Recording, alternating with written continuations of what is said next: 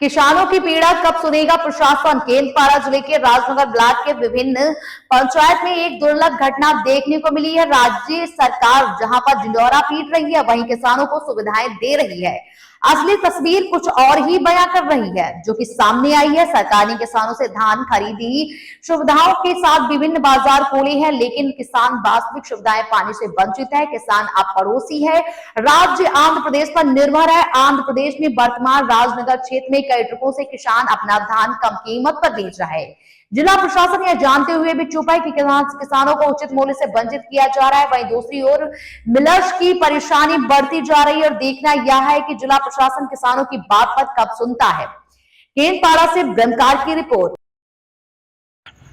नाटा कहिए विजय कुमार स्वाई। कौन कहिए चाषी मान आज्ञा चाषी मान कौन कहि आम मंडी की धान नहीं जो जाऊँ आमर लिमिटेशन अच्छी जी आम से दौचु आमर 50 बस्ता से लिमिटेशन 25 रखी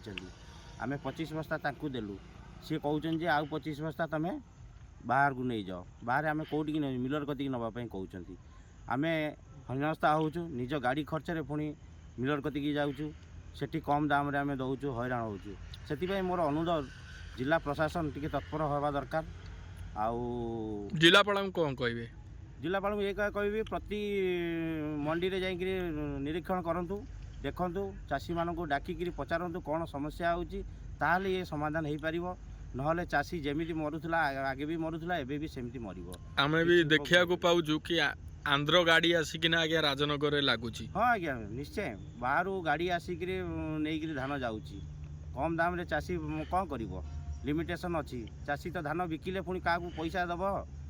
चाषी कौटू पैसा आने धान बिकिले सीना दब लिमिटेशन रखिंट एति आम बाध्य हो कम दाम रे आम बाहर को दौचु निजे हैरान होचु निज गाड़ी भड़ा कर जाऊँ यहाँ कम रेट मिलूँ एपटे आम हैरान भी होचु। जिला प्रशासन कौन जानी पारनी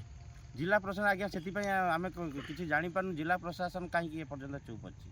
से निजे जाना कथा यहाँ तो समस्ते जानते यहाँ तो अछुपा कथा नुह कि जिला प्रशासन कहीं जापारनी से आपण भावुंट कि एथपाई युवपीढ़ी चाष कार्य मन बाहर कर युवपीढ़ी के इंटरव्यू होगा चाहूना जो ये समस्या दूर न हवा पर्यटन युवपीढ़ी के भी चाष करा चाहिए जहाँ कहते नहीं दिन दिन चाष बढ़ चाष करेंगे किंतु ये लगुच हेनी युवपीढ़ी के योगदान देवे ना जदि ये भाया रहा कौन चाहूँ आम चाहूँ प्रशासन ए प्रति तत्परता देखा आउ चाषी मान डाकिकी कौन समस्या समाधान करूँ ताहले जाइए किसी हो पार। आम पहुंचु केन्द्रापड़ा जिला राजनगर ब्लॉक कंडरिया पंचायत पद्मनाभपुर गाँव में आज्ञा धानर समस्या देखी पारे बाहर को जाऊँ माने आंध्र जाऊँ धान ट्रक का ट्रक देखी पारे ये ट्रक का ट्रक धान जाऊँ आंध्र भाई माने चाषी माने जिते टुकन कटुची ये धान देवाई जी अधिका धान भी करी कौन कर लोकाल जे धान दौर कम पैसा नौ कि बाहर को 1900 ना केते टंका दौरान कौन कह भाई परिचय देवे आज्ञा मनोरंजन मंडल कौन कह जो धान जो जाऊँ कुआड़े जाऊँ आंध्र जाऊँ केते ट्रिप गलानी एमती गाँव आम गाँव 4-5 ट्रिप गलानी गलानी कहे कहे केते रेट रे धान जाऊँ 1850 1800 एभलिया जाऊँ आमर तो आ भीतर ओडिसा के रोना धान ओडिशा मिल रेट बढ़ौना से बाहर को दिया जो मंडी है जो सोसाइटी जो करा जाय गवर्नमेंट तरफ सोसाइटी धर आम चाषी गोटे 100 क्विंटाल अमल करूँ सोसाइटी 15 क्विंटाल 8 क्विंटाल टोकन आमर सी भी ठीक सही सलामत नौ ना आजिकल कर बाध्य बाहर को बिकुचु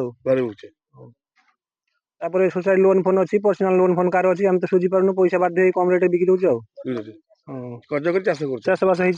धान जाऊनी धान जाऊ मंडी ना शुणी पारे ये देखो चाषी के खटी खटिकी लाभ कौन पाँच लास्ट को आम धान जाऊँ बाहर को जापे से सड़क ये पुणी राजनगर ब्लॉक एरिया कि सोसाइटी विभाग जो मैंने अच्छा से दृष्टि दिंतु कहीं धान जाऊँ उड़ीसा बाहर को पुणी कौट जाऊँ आंध्र पुणी आंध्र जाऊँ आंध्र देखिए बाकी है चाषी दुख बुझे किए केन्द्रापड़ा नाम रिपोर्ट आर हिंसा टीवी चैनल।